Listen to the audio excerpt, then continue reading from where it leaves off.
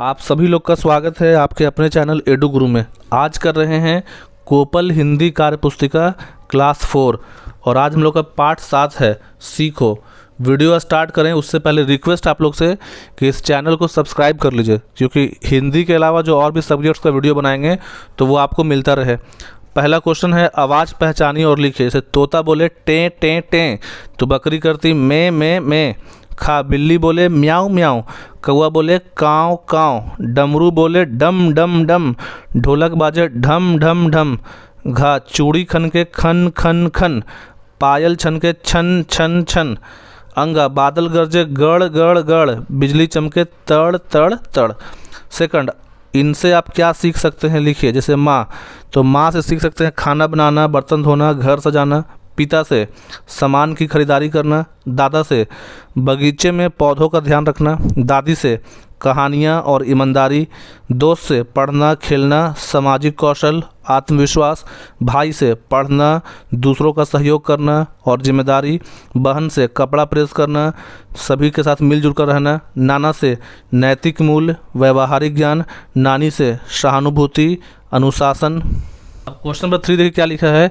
दिए गए शब्दों के पर्यायवाची शब्द लिखिए। तो आपको लिखना है दो लिखना है। मान लीजिए कुछ लिखा नहीं था, आपको 2 या 1 लिखना है, लेकिन हम ज़्यादा लिख दिए हैं। इसमें से जो आपको आसान लगता है आप उसका 1 या 2 लिख सकते हैं। जैसे फूल का होता है पुष्प, सुमन, कुसुम, गुल, प्रसून, पुहूप। सूरज का होता है दिनकर, दिवाकर, भानु, भास्कर, आदित्य, रवि, प्रभाकर। भौरा का होता है भ्रमर, मधुप, मिलिंद, मधुकर, अलिंद, भृंग। पथ मतलब रास्ता, तो मार्ग, राह, पंथ, रास्ता, डगर, मग, सड़क। अंधेरा का होता है तम, अंधकार, तिमिर, अंधियारा। तो इसमें से आप कोई भी 1 या 2 लिखिए। चौथा है, दिए गए चित्र को देखकर उसके बारे में लिखिए। लिखा मेरा बस्ता स्कूल बैग, तो मेरा स्कूल बस्ता बहुत उपयोगी है। इसमें मेरी किताबें, कॉपियाँ, लंच बॉक्स और पानी की बोतल सुरक्षित रहती है।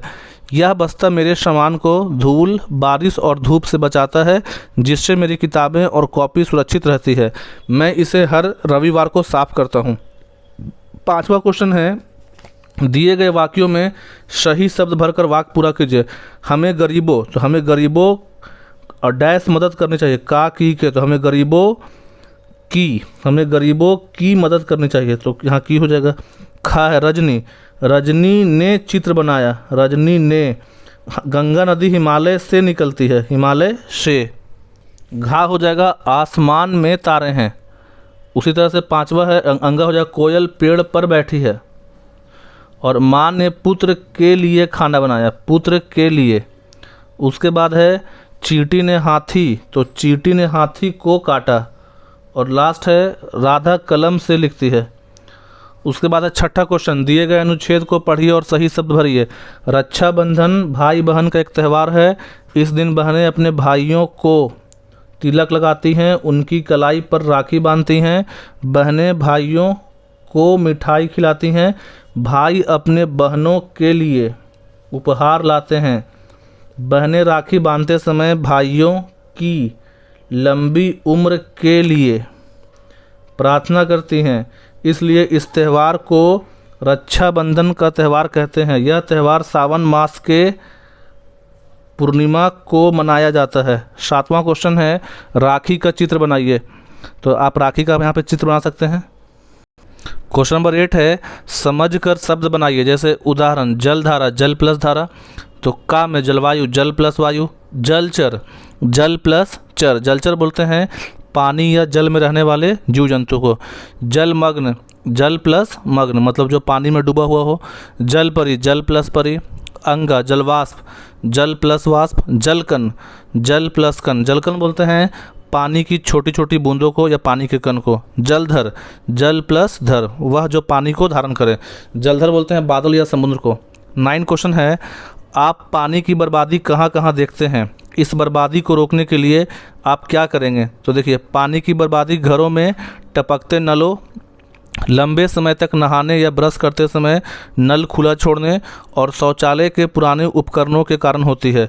सार्वजनिक स्थानों पर भी गलियों में बहता पानी, अनुपयोगी पाइपलाइनें और ज़रूरत से ज़्यादा अवैध रूप से पानी का इस्तेमाल भी बर्बादी के कारण है।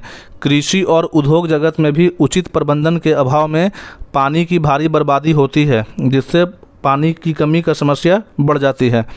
अब बोल रहा है कि कैसे इसको रोकेंगे, तो पानी की बर्बादी रोकने के लिए आपको कुछ समान तरीके अपनाने होंगे, जैसे नल खुला ना छोड़ना, टपकते नल ठीक करवाना, नहाने और ब्रश करते समय पानी बचाना, कपड़े और बर्तन धोते समय पानी का समझदारी से उपयोग करना, मशीनों को पूरा लोड पर चलाना और पानी बचाने वाले उपकरणों का इस्तेमाल करना। इसके अतिरिक्त आप वर्षा जल को संग्रहण और ग्रे वाटर सिस्टम अपनाकर पानी का पुनः उपयोग कर सकते हैं। तो इसमें से आप छांट के भी कुछ कुछ इंपॉर्टेंट पॉइंट लिख सकते हैं। क्वेश्चन नंबर 10 है, ये आपस में क्या बात करते होंगे, सोच कर लिखिए। देखिए यहाँ पास एक घास का चित्र बना हुआ है, यहाँ बरगद का पेड़ है और यहाँ पास क्या है, खजूर है। तो बरगद, नारियल और घास की आपस की बातें उनकी विशेषताओं पर आधारित होंगी। बरगद जो है दीर्घायु मतलब होता है, जिसका लंबे समय तक हो, स्थिरता और फैलाव की बात करेगा। नारियल अपनी ऊंचाई, फलों और समुद्र के पास होने की बात करेगा, जबकि घास जमीन के करीब जीवन की क्षण भंगुरता और अपने लचीलेपन पर चर्चा करेगी। सब एक दूसरे के जीवन के अनुभव साझा करेंगे अपना अपना। देखिए तो यहाँ पढ़ेंगे बरगद की बातें, यहाँ पे नारियल पेड़ और यहाँ पढ़ेंगे घास। तो बरगद क्या बोलेगा, मैं तो सदियों से यहाँ खड़ा हूँ, मेरे चारों ओर सब कुछ बदलता रहता है, पर मैं अपनी जड़ें जमाए रहता हूँ। मेरी सहायक जड़ें सिर्फ मुझे सहारा नहीं देती, बल्कि यह भी दिखाती हैं कि कैसे एक अकेला जीव एक छोटे से जंगल में जितना विशाल हो सकता है।